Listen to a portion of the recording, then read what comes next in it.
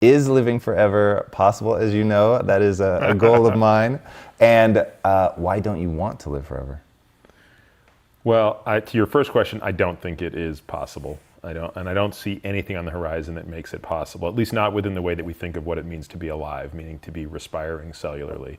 It's very difficult to imagine immortality when you untether and uncouple the not dying part with the preservation of health span, so specifically cognitive performance and physical performance. And I think more about those things now than I probably ever have before. I think a lot about sort of the physical stuff. So what does it really mean to be 100 but function like a well-to-do 50 to 60-year-old? And even if you're alive, how happy would you be? I mean, it would be, I think for many people it would be quite frustrating. Or, you know, if you had grandkids or great-grandkids and you couldn't play with them, or you couldn't tie your shoe. I mean, we actually use tying a shoe as one of the metrics to evaluate sort of flexibility and certain physical performance. So most people our age don't think of tying their shoe as a physical performance. Right. And yet when you would start to lose those things, I think you'd have a radically different view of, you know, what am I doing? But how do you get there and look, perform, and feel like the way we imagine a 60-year-old today, a fit 60-year-old? Because I know some 60-year-olds that are just amazing, right? So how do you take that to 100? And what would have to happen for us? Like, what do we really need to figure out? Is this a flexibility problem, joints burning out problem, ATP problem? Like, what's the big? Good question. So far, my exploration to this topic has suggested a couple of things. So one is we do tend to disproportionately load joints over muscles. So in an ideal world, you would want to figure out a way to exercise where you can maximally load the muscle while minimally loading the joint. So there is a lot of joint failure that becomes problematic. I mean, and I'm separating the obvious, which is there's just too many people who aren't exercising enough or correctly at all. Right. And so they're just sort of withering away. But if you come at this through the lens of, okay, well, what if we're dealing with a subset of people who are committed to figuring out how can they exercise best? In many ways, it's just a lack of specificity, right? So most people who exercise can't actually tell you why they're doing what they're doing. The 99.9% of us who don't get paid to play a sport and who aren't even really competing at a serious level outside of the professional ranks, I don't think we know what our sport is. And I think the sport should be being the most kick-ass 100-year-old that ever lived. So what would that look like? Like, what does it mean to be the most kick-ass 100-year-old? And I think you have to then reverse engineer all of the things one should be able to do. So a kick-ass 100-year-old should be able to, I don't know, I'm making this up because I haven't fully codified this yet, but they should certainly be able to carry 2 25-pound bags from a grocery store.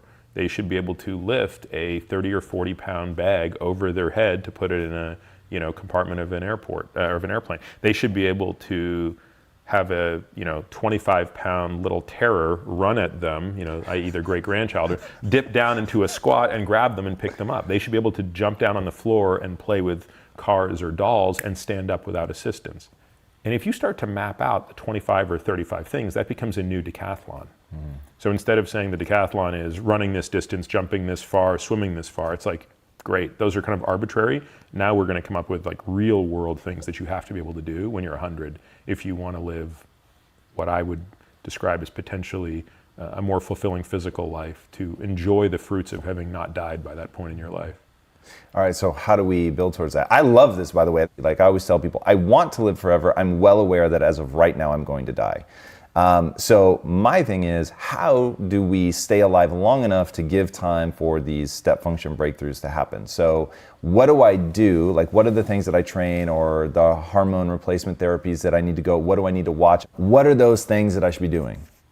Taking a step back, I would say 3 years ago, 80 to 90% of my energy went into how to not die, which basically, the defensive strategy. Yeah, which is tantamount to how do you delay the onset of chronic disease. So the mathematical equivalent of longevity from a lifespan perspective is creating a phase shift in disease onset.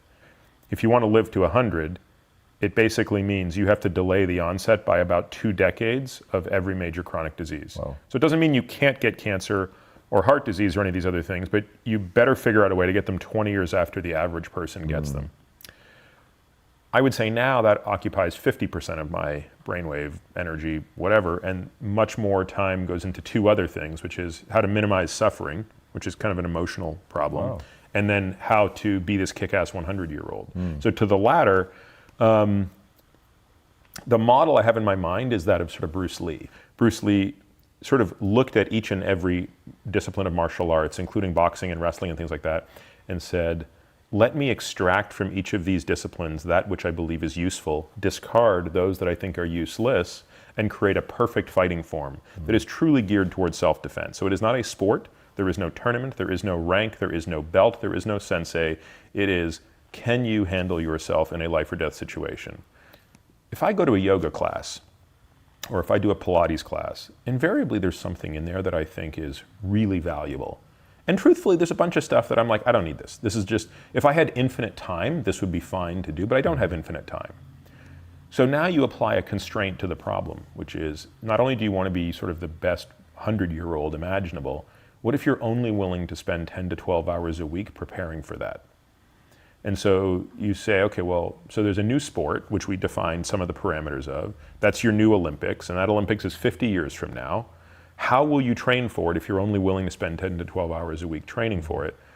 Well, my guess is you will take a lot of things from various disciplines, discard a lot of things, and sort of have to build a very bespoke routine around it that will involve the maintenance of muscle mass, joint integrity, flexibility, functional movement, balance, things that we don't even really think about anymore. How many times does someone who's 90 fall because they've lost their balance? And it's that fall that ultimately leads to their demise. How much of that, the balancing, do you think is neurological, and how much is physical? They're just not doing enough physical shit to figure out, to maintain that. My guess is it's probably both. There's a stability issue that starts to go away as you age. Also, the consequences of a fall become much more apparent. So it's probably not just the case that someone who's older falls that much more. It might be that the severity of the injury becomes so much more severe. So right now, if I were walking here and I tripped on that stair and fell, you know, maybe on a really, really bad day, I break my wrist. Right. But most likely nothing happens. In 50 years, if I do that same thing, the probability that something bad happens is going to be much greater. Yeah. But that said, I already can tell my balance is not what it was when I was 20, when I was 15. I mean, I used to be able to do this exercise when I was 15, where I would do with blindfolded, I could do a single leg squat with the non-squatting leg straight out in front of me. So I could go all the way to the floor and all the way up, arms crossed, blindfolded. I could do 20 each leg. I can't do that once today with my eyes open. So admittedly, I'm nowhere near as strong as I used to be, so there's a strength component, but I also just clearly lack the balance. And so the question is, now maybe that activity is a bit over, you know, that's just unnecessary. And again, I don't know what the answer is. I don't know if this means I need to get out there and practice on a tightrope or something like, but there's something that needs to be done. So every time I do some sort of really well thought out workout, I find myself thinking, God, like some percentage of this is so essential. All of those things need to be put into this new discipline, this new sport, which is called, for lack of a better word, being a kick-ass 100-year-old. If you like that clip, check out another powerful clip right here, and I'll see you there.